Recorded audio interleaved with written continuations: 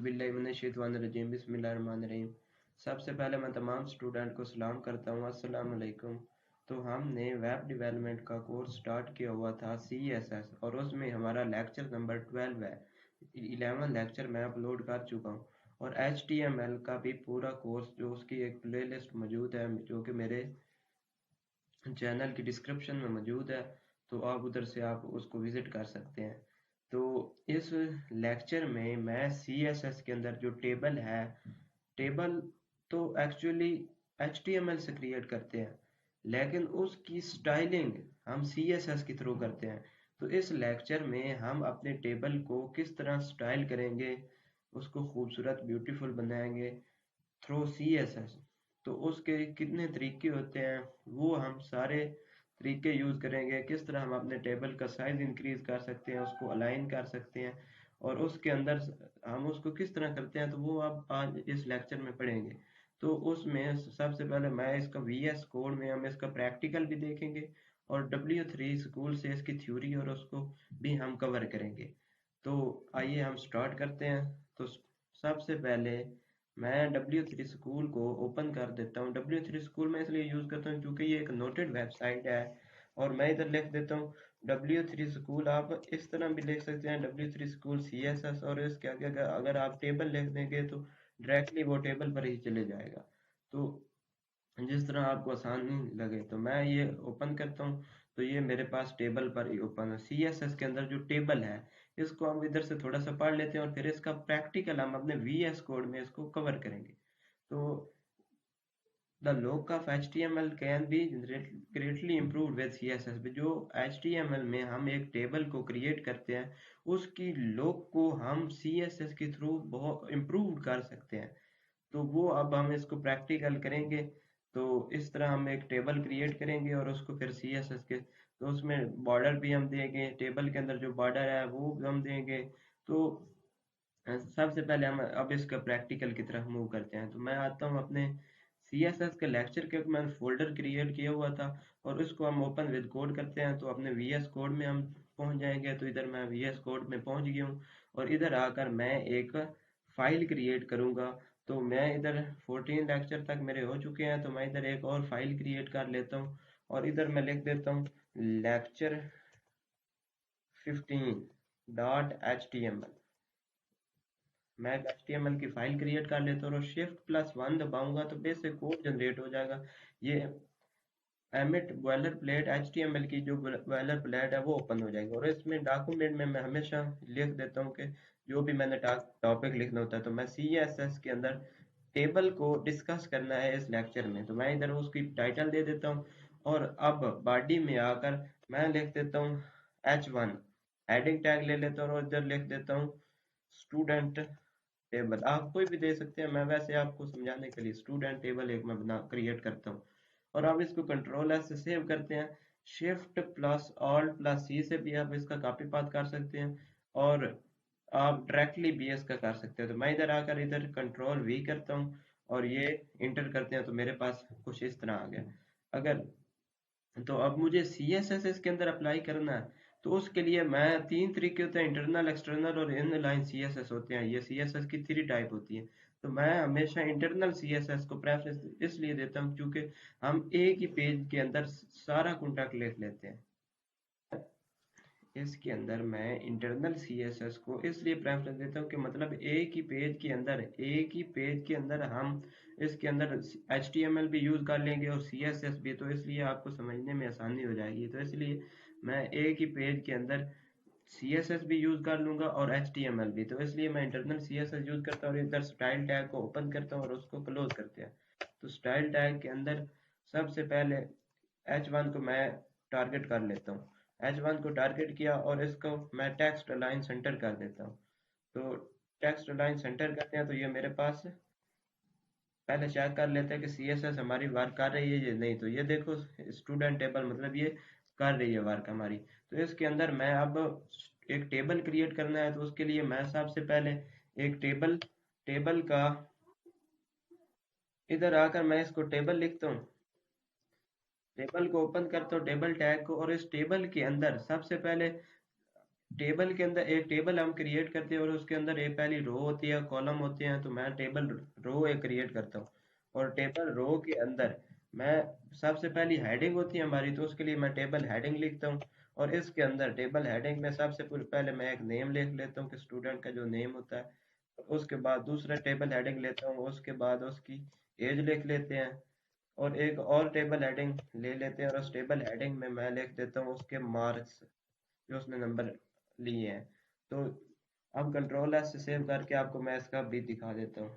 तो F5 से ये मेरे पास कुछ इस तरह से ज़ाहिर हो रहा है। तो मैं एक इसमें एक और कॉलम एक इस तरह इधर टेबल हेडिंग यूज करते हैं और इसमें मैं इसके अंदर उसका कॉन्टैक्ट नंबर भी लिख लेता हूँ। तो कॉन्टैक्ट लिख लेते हैं और ये मेरे पास चार टेबल रो में लिए। और इसके आगे एक मैं एक और टेबल रो लेता हूँ और उस टेबल रो में मैं टेबल इसका जो मैंने उधर ऊपर हेडिंग यूज किया है उसकी नीचे उसका डेटा देने के लिए मैं टीडी यूज करता हूँ। टीडी जो होता है वो टेबल डाटा को प्रेफर करते हैं और टीआर जो होती है वो table row, TH table heading. ये वैसे हमने एचटीएमएल में मैं कर चुका हूँ, लेकिन इधर आपकी रिवीजन हो जाएगी इसलिए मैं इधर टेबल डाटा यूज करता हूँ। तो टीडी के अंदर मैं सबसे पहले नेम है, तो नेम इसके अंदर मैं नेम पुट कर देता हूँ। उसके बाद एक और टेबल टेबल डाटा लेता हूँ और उसके अंदर मैं एज की जगह पे उसकी एज लिख देता हूँ। तो उसके आगे एक और टेबल डाटा लेता हूँ और उसके अंदर मैं उसके मार्क्स 100 कर देता हूँ। और एक कॉन्टैक्ट में आप मैं रैंडमली कोई भी कॉन्टैक्ट नंबर दे देता हूँ। तो इधर ये दे देते हैं फॉर एग्जांपल। तो कंट्रोल एस से सेव करता हूँ और मैं आपको पहले इसकी लॉक दिखा देता हूँ। तो ये मेरे पास कुछ इस तरह की लॉक आ गई। तो ये देखो इसके दरमियान डिफरेंस भी है, मतलब ये टेबल हेडिंग है, टेबल हेडिंग जो है वो और टेबल जो डाटा है उसके दरमियान फर्क फर्क है। तो ये इस तरह। तो अब मैं आकर इसके अंदर CSS अप्लाई करूंगा। तो मैंने इतना यूज कर लिया, तो उसके लिए मैं सबसे पहले पूरे टेबल को टारगेट करता हूँ। पूरे टेबल को टारगेट किया मैंने और उसको टारगेट करने के बाद उसका सबसे पहले उसके अंदर मैं एक बॉर्डर दे देता हूँ। Border border 2 pixel solid black कर देते हैं। तो ये भी मैंने लेक्चर बॉर्डर के बारे में भी बताए थे, अगर किसी को नहीं समझ तो वो उधर से देख सकते हैं। तो मैं इधर आकर F5 से फ्रेश करता हूँ, कंट्रोल एस से इधर से सेव करते हैं इसको और इधर आकर F5 से फ्रेश करते हैं। तो इधर आते हैं, टेबल को टारगेट किया, बॉर्डर दिया 2 पिक्सल, इधर ये इसके दरमियान ये थोड़ा एरर था इसलिए वो वर्क नहीं कर रहा था। तो कंट्रोल एस से सेव करता है, इधर आकर F5 से फ्रेश करते हैं। तो ये देखो इसके गिर्द एक बॉर्डर आ गया, मतलब ये पूरे टेबल के अंदर मैंने टेबल को टारगेट किया और उसके इर्द गिर्द बॉर्डर एक आ गया 2 पिक्सल सॉलिड ब्लैक कलर का। अगर ये तो एक पूरे के, अगर मुझे ना इसके अंदर टेबल रो और जो टेबल हेडिंग है उसके अंदर टेबल डाटा पर मुझे अगर अप्लाई करना है तो उसके लिए मैं क्या यूज करता हूँ। तो उसके लिए मैं इस तरह करता हूँ कि जिस तरह इसी टेबल जो है इसी को मैं यूज कर लेता हूँ टेबल। उसके बाद आगे टेबल रो को भी टारगेट कर लेता हूँ। उसके बाद टेबल डाटा को भी टारगेट कर लेता हूँ और टेबल हेडिंग को भी। इन सब को टारगेट किया और इसको कंट्रोल एस से सेव करके इधर आकर मैं आपको दिखाता हूँ। तो कुछ इस तरह का डबल आ गया। तो डबल फॉर्मेट में मेरे पास कुछ इस तरह टेबल अगर मुझे क्रिएट करना है, अगर प्रोजेक्ट, तो इसकी ये मेरे पास अगर प्रोजेक्ट की रिक्वायरमेंट के मुताबिक आप इसको तब्दील कर सकते हैं। तो अगर मुझे इस डबल जो ये अब पूरे मतलब टेबल रो, टेबल डाटा और टेबल हेडिंग सभी पर ये अप्लाई हुआ हुआ है। अगर मुझे इनको अगर सिंगल रो में करना है और इस डबल फॉर्मेट को रिमूव करना है तो उसके लिए मैं क्या यूज करता हूँ, उसके लिए मैं बॉर्डर कोलैप्स यूज करता हूँ। तो बॉर्डर कोलैप्स होता है कि अब मैं उसको यूज करके आपको दिखा देता हूँ। तो इसी के अंदर मैं आकर इसी के अंदर बॉर्डर कोलैप्स यूज कर देता हूँ। बॉर्डर कोलैप्स तो बॉर्डर कोलैप्स यूज करते हैं और इसके अंदर मैं कोलैप्स को करता हूँ। तो ये जो डबल फॉर्मेट है ये हमारे पास टेबल के अंदर डबल फॉर्मेट है, इसको ये रिमूव हो जाएगा। तो F5 से फ्रेश करते हो, ये देखो अब सिंगल फॉर्मेट में हो गया। ये कॉन्टैक्ट जो मेरा वो सिंगल फॉर्मेट में हो गया। अगर डबल फॉर्मेट को रिमूव करना है तो उसके लिए मैं बॉर्डर कोलैप्स यूज कर सकता हूँ। तो आप इसकी प्रॉपर्टी ये बॉर्डर कोलैप्स की ये सारी हैं, तो आप इसके अंदर कोई भी यूज कर सकते हैं। तो उसके आगे अगर मुझे अगली जो प्रॉपर्टी मैं टेबल के अंदर, अगर ये मेरे पास एक छोटे साइज का टेबल है, अगर इस टेबल को मुझे इंक्रीज करना है, इसके साइज को बढ़ाना है, तो उसके लिए मैं क्या यूज करता हूँ? उसके लिए मैं विड्थ और हाइट यूज करके इसकी टेबल को साइज को इंक्रीज कर सकता हूँ।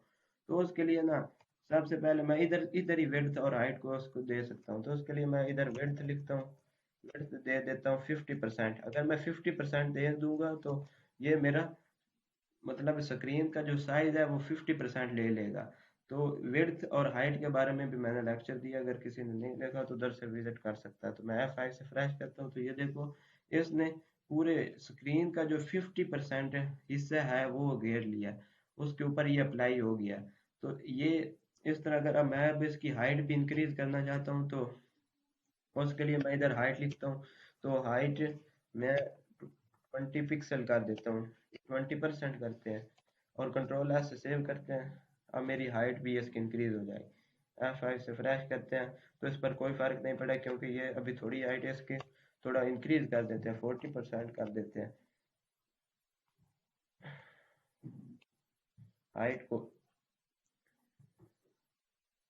तो हाइट को इंक्रीज करने के लिए इधर कंट्रोल एस से सेव करते हैं और इधर आकर F5 से फ्रेश। तो ये देखो मेरे पास इसकी हाइट भी इंक्रीज हो गई। तो अगर लेकिन ये मेरे मैंने इधर इसको किसको टारगेट किया हुआ था? टेबल को भी, टेबल रो को, टेबल डाटा और टेबल हेडिंग, चारों को मैंने इसको टारगेट कर दिया था। तो ये चारों की विड्थ और हाइट को इंक्रीज कर रहा है। तो मुझे सिर्फ टेबल की विड्थ और हाइट को इंक्रीज करना है। तो इसके लिए मैं ना इधर आकर इस इधर से इसको रिमूव कर देता हूँ। कंट्रोल सी से कॉपी करते हैं और इसको रिमूव करके इधर से आकर काट करते हैं, और इधर आकर मैं सिर्फ टेबल को ही टारगेट करता हूँ। और टेबल को टारगेट किया, और उसको टारगेट करने के बाद उसके अंदर मैं आकर यही पेस्ट कर देता हूँ, यही जो मैंने विड्थ और हाइट को इंक्रीज किया। तो आप देखना अब इसके दरमियान क्या फ़र्क है। तो ये देखो इसके दरमियान ये डिफरेंस आ गया। तो अब मैं टेबल के, ये तो आ गया हमारे पास। अगर मैं आगे टेबल अलाइनमेंट यूज करते हैं, तो टेबल अलाइनमेंट क्या होता है? तो अगर मुझे कॉन्टैक्ट को सेंटर में लाना है, कॉन्टैक्ट को लेफ्ट में लाना है, राइट में लाना है, तो उसके लिए मैं क्या यूज करता हूँ? तो मैं इसको थोड़ी सी इधर से विड्थ को इंक्रीज कर देता हूँ, 80% कर देते हैं विड्थ को, और जो हाइट है वो 30% में कर देता हूँ। तो उसके दरमियान आप डिफरेंस देख लें। तो कंट्रोल ऐसे सेव करते हैं और इधर आकर F5 से फ्रेश करते हैं। तो ये कुछ इस तरह डिफरेंस आ गया। और अब मैं अगर चाहता हूँ कि ये जो नेम लिखा हुआ है ये भी सेंटर में या लेफ्ट या राइट में प्रोजेक्ट की रिक्वायरमेंट के मुताबिक आप हम यूज़ करते हैं, तो वो भी अगर चेंज हो जाए, तो उसके लिए मैं टेक्स्ट अलाइनमेंट यूज़ करता हूँ। तो उसके लिए हम अलाइनमेंट को यूज़ करते हैं, टेबल के ऊपर हम अप्लाई करते हैं। तो मैं इधर आकर इसको टेक्स्ट अलाइन करता हूँ सेंटर।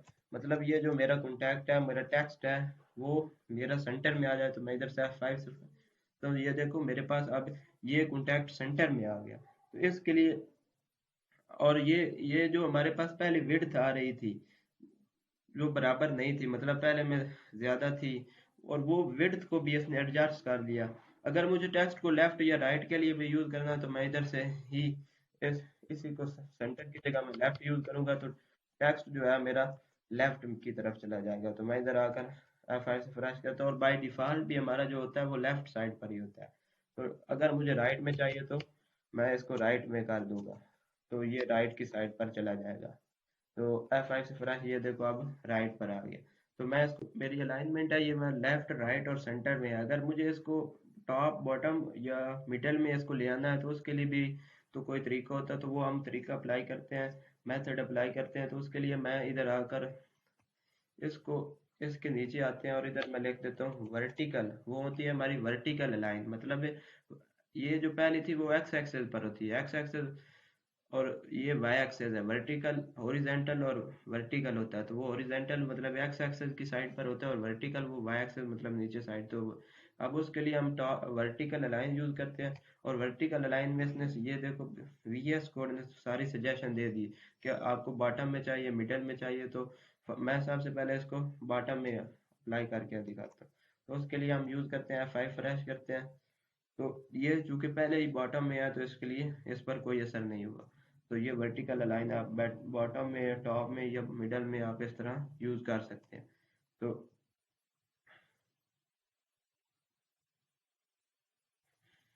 तो ये अब अगर हमें टेबल के अंदर हॉवर इफेक्ट यूज करना है तो वो क्या होता है। अब मैं फॉर एग्जांपल हॉवर इफेक्ट ये होता है कि अगर मैं इसके ऊपर ये जो मैंने टेबल क्रिएट किया है इसके ऊपर ये माउस ले जाऊं और इसके ऊपर कोई इफेक्ट हो जो मैं उधर असाइन करूं, तो वो किस तरह होता है। तो मैं थोड़ा सा पहले इसके टेबल को कॉन्टैक्ट को इंक्रीज कर देता हूँ, टेबल डाटा, तो इस तरह सही लगेगा। तो मैं इसको कॉपी करता हूँ कंट्रोल सी से, और कॉपी करने के बाद इसको कंट्रोल वी करके 2-3 बार इसको पेस्ट करता हूँ। तो कंट्रोल एस से सेव करते हैं और इधर आकर मैं आपको इसको दिखाता हूँ। तो ये मेरा थोड़ा सा टेबल इंक्रीज हो गया। और इसके अंदर अब मैं हॉवर इफेक्ट यूज करता हूँ। तो टेबल के अंदर हॉवर इफेक्ट ये किस तरह यूज करते हैं। तो मैं अगर टेबल रो पर अप्लाई करता हूँ, तो टेबल रो पर अप्लाई करने के लिए मैं टेबल रो को टारगेट करता हूँ, उसके बाद टेबल रो और ओवर इफेक्ट लगाता हूँ। तो ये ओवर इफेक्ट लगाया और इसके मैंने टारगेट किया। टारगेट करने के बाद मैं उसका बैकग्राउंड कलर जो है वो यूज बैकग्राउंड कलर इसका ब्लू करता हूँ। कंट्रोल ऐसे सेव करते हैं और इधर आकर मैं आप फाइव से फ्रेश करता हूँ। तो जो ही आप देखना, ये देखो मैं जो ही इसके ऊपर माउस लेकर जा रहा हूँ तो इसके ऊपर कोई इफेक्ट हो रहा है, मतलब इसका बैकग्राउंड कलर है। तो अगर मुझे इसके अंदर कलर जो है, टेक्स्ट का कलर जो है उसको वाइट करना है, तो उसके लिए मैं इधर कलर यूज कर देता हूँ। बैकग्राउंड कलर के नीचे मैं आकर इसका कलर जो है वो वाइट कर देता हूँ। तो यूं ही माउस मेरा उधर जाएगा तो अब टेक्स्ट का कलर जो है वो वाइट हो जाएगा।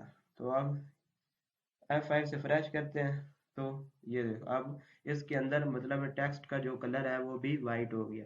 तो ये ओवर इफेक्ट होता है। तो आप इसके अंदर ओवर इफेक्ट के अंदर आप मुख्तलिफ जो भी आप इसके अंदर फंक्शन परफॉर्म करना चाहते हैं अपने प्रोजेक्ट की रिक्वायरमेंट के मुताबिक, तो आप इसको यूज कर सकते हैं। तो ये टेबल टेबल के अंदर ये हमने प्रॉपर्टी यूज करते हैं। तो अब टेबल के अंदर हमने जो जो प्रॉपर्टी यूज की है तो वो आपके सामने है। तो मैंने इसके अंदर आज सीएसएस के अंदर जो टेबल है उसके अंदर सबसे पहले मैंने उसके ऊपर बॉर्डर अप्लाई किया। बॉर्डर अप्लाई करने के बाद उसके ऊपर उसकी जो डबल फॉर्मेट है उसको रिमूव करने के लिए मैंने उसके ऊपर बॉर्डर कोलैप्स यूज की, बॉर्डर कोलैप्स की प्रॉपर्टी यूज की। उसके बाद अगर मुझे टेबल का साइज इंक्रीज करना है तो उसके लिए मैंने विड्थ और हाइट को दिए इंक्रीज किया। और टेबल अलाइनमेंट में दो किस्म की पड़ी, एक हॉरिजॉन्टल और एक वर्टिकल। हॉरिजॉन्टल मतलब एक्स एक्सेस और वर्टिकल वाई एक्सेस में। तो वो भी हमने लेफ्ट और राइट यूज किया, और वर्टिकल अलाइन भी हमने यूज की, टेक्स्ट अलाइन भी यूज किया। तो और ओवर इफेक्ट भी अप्लाई किया। तो ये हमने पढ़ा था। और अब इधर से W3 स्कूल से मैं इसका थोड़ा सा आपको ओवरव्यू दे देता हूँ कि इधर से अगर फ्यूचर में कभी आपको भूल जाए तो इधर से आप देख सकते हैं। तो ये इसके डेमो है, तो हमने इसके अप्लाई करके उधर देख लिया है। तो टेबल बॉर्डर भी हमने, टेबल बॉर्डर जो होता है कि सीएसएस के अंदर जो ये स्पेसिफाई एक बॉर्डर प्रॉपर्टी होती है जो जो कि ये ऊपर ये यूज हमने किया है उधर से। और टेबल को, टेबल हेड और टेबल डाटा को भी टारगेट करके देखा है। तो टेबल का साइज भी हमने इंक्रीज कर लिया है। तो टेबल की अलाइनमेंट भी की है। और टेबल के अंदर अब स्टाइल जो है वो किस तरह के, टेबल के अंदर अगर मुझे पैडिंग पैडिंग चाहिए तो वो किस तरह अप्लाई करते हैं। अब मैं पैडिंग भी आपको इसके ऊपर अप्लाई कर देता हूँ। टेबल हेडिंग और पैडिंग मतलब उसके दरमियान स्पेस जो होती है, तो वो मतलब है कॉन्टैक्ट और बॉर्डर के दरमियान, मतलब मेरी अलाइनमेंट है ये, मैं लेफ्ट राइट और सेंटर में है। अगर मुझे इसको टॉप बॉटम या मिडल में इसको ले आना है तो उसके लिए भी तो कोई तरीका होता है। तो वो हम तरीका अप्लाई करते हैं, मेथड अप्लाई करते हैं। तो उसके लिए मैं इधर आकर इसको इसके नीचे आते हैं और इधर मैं लिख देता हूँ वर्टिकल। वो होती है हमारी वर्टिकल लाइन, मतलब ये जो पहली थी वो एक्स एक्सेस पर होती है, एक्स एक्सेस, और ये वाई एक्सेस है। वर्टिकल हॉरिजेंटल और वर्टिकल होता है। तो वो हॉरिजेंटल मतलब एक्स एक्सेस की साइड पर होता है, और वर्टिकल वो वाई एक्सेस मतलब नीचे साइड। तो अब उसके लिए हम वर्टिकल अलाइन यूज करते हैं। और वर्टिकल अलाइन में इसने ये देखो वीएस कोड ने सारी सजेशन दे दी कि आपको बॉटम में चाहिए, मिडल में चाहिए। तो मैं सबसे पहले इसको बॉटम में अप्लाई करके दिखाता हूँ। तो उसके लिए हम यूज़ करते हैं F5 फ्रेश करते हैं। तो ये चूंकि पहले ही बॉटम में है तो इसके लिए इस पर कोई असर नहीं हुआ। तो ये वर्टिकल अलाइन आप बॉटम में, टॉप में या मिडल में आप इस तरह यूज़ कर सकते हैं। तो